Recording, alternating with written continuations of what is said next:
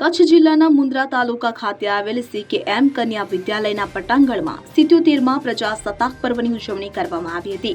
RD education trust વ્યવસ્થાપક સમિતિના મંત્રી કિશોરસિંહ પરમારની હસ્તે ધ્વજવંદન કરવામાં આવ્યું।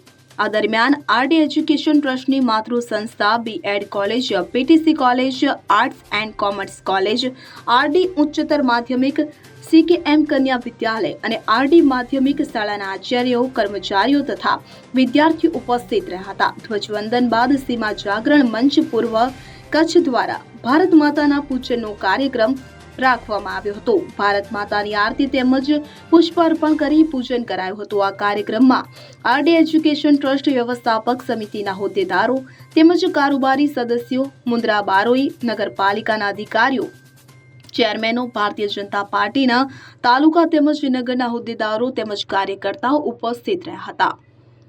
રાજેન્દ્ર કુંભાવત સાથે CN24 ન્યૂઝ મુન્દ્રા।